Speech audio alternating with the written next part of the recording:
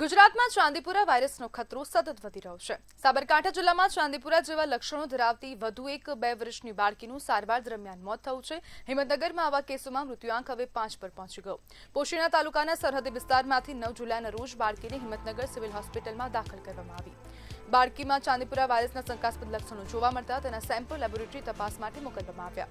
બીજી તરફ મહીસાગર, અરવલ્લી અને સાબરકાંઠા બાદ હવે મહેસાણા જિલ્લામાં પણ ચાંદીપુરા વાયરસનો પ્રથમ કેસ નોંધાયો, જેના કારણે આરોગ્ય વિભાગ એલર્ટ મોડ પર આવી ગયો છે।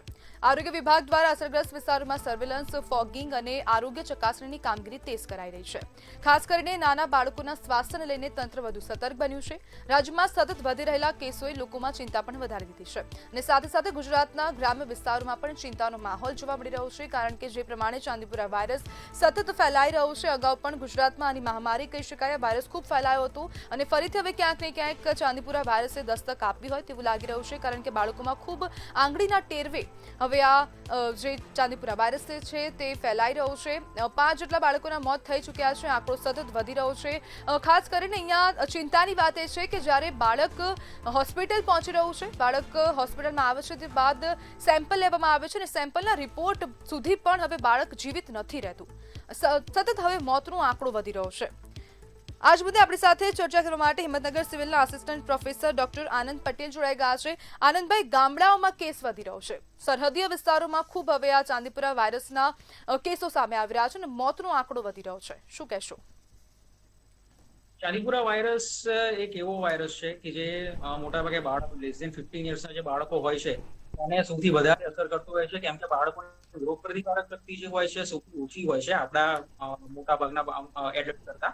એટલે એના કારણે ચાંદીપુરા વાયરસ એક સેન્ડફ્લાય નામની જે માખી હોય છે એને કરડવાથી થતો હોય છે।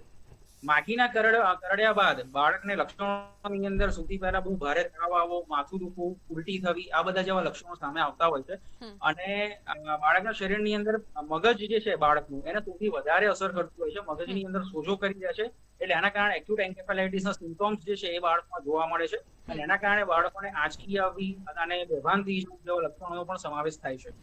હવે ચાંદીપુરા વાયરસ જે છે એ એની મોર્ટાલિટી જે છે એ 50 થી 70% જેટલી હોય છે, એટલે કે એકદમ કેસ ફેટાલિટી રેશિયોનો બહુ જ વધારે હોય છે એવું આપણે ગણીને ચાલવું પડે, કે જેથી મોટાભાગના કેસીસની અંદર શું થાય છે કે 1 થી 2 દિવસની અંદર બાળક 1-2 દિવસ પહેલા એકદમ નોર્મલ હોય અને 1-2 દિવસ પછી એને એકદમ જ આંચકી આવવાનું થઈ જાય અને બાળક કોમામાં સરી જતું હોય છે અને બાળક 1-2 દિવસમાં જ એક્સપાયર થઈ જતું હોય છે। આનંદભાઈ, આ સ્થિતિ કંટ્રોલમાં કેમ નથી આવતી? તંત્ર કહી રહ્યું છે કે અમે હાલ સર્વે કરી રહ્યા છીએ, અમે કામગીરી કરી રહ્યા છીએ, ફોગિંગ થઈ રહ્યું છે, છતાં પણ આ કંટ્રોલમાં કેમ ના આવે? કારણ કે જે આંકડો વધ્યો એ સતત અને ઇન્સ્ટન્ટ આંકડો વધી રહ્યો છે।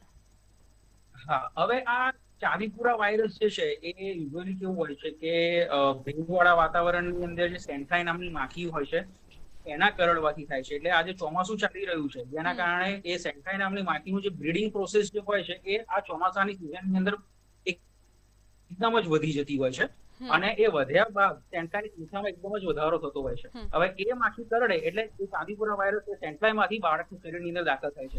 એટલે આ ભેજવાળું વાતાવરણ છે અને આ મોટાભાગના કેસો જોવા જઈએ તો અંતરિયાળવાળા ગામડાઓની અંદર વધારે જોવા મળે છે, કેમ કે ત્યાં કાચા માટીના અને બધા મકાનો હોય છે, ઘરની અંદર તિરાડો હોય છે, આ બધા જે લોકેશન છે ત્યાંની અંદર આ સેન્ડફ્લાય નામની માખી છુપાઈને રહેતી હોય છે। એટલે મોટાભાગે આ સિઝનના કારણે જ આપણે આ એકદમ જ વધારો જોવા મળી રહ્યો છે। આનંદભાઈ, આ વાયરસ ચેપી હોય છે? ના, આ વાયરસ આપણે એક માણસમાંથી બીજા માણસની અંદર ટ્રાન્સમિટ થતો નથી। આ ખાલી સેન્ડફ્લાય નામની માખી જે છે એના કરડવાથી થતો હોય છે। આનંદભાઈ, અત્યારે એ પણ જાણવું છે કે આરોગ્ય વિભાગ દ્વારા જે કાર્યવાહી કરાઈ રહી છે, તંત્ર જે કાર્યવાહી કરી રહી છે તે હવે આ ચાંદીપુરા વાયરસની સામે લડવા માટે પૂરતી છે?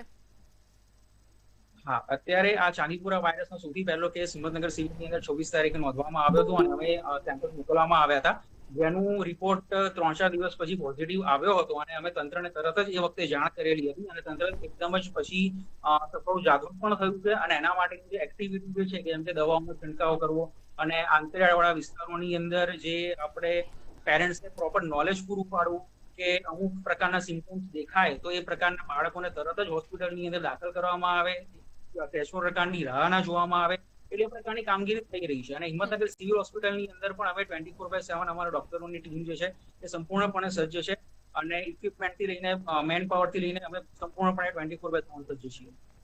બિલકુલ આનંદભાઈ, જોડાવા બદલ આપનો આભાર।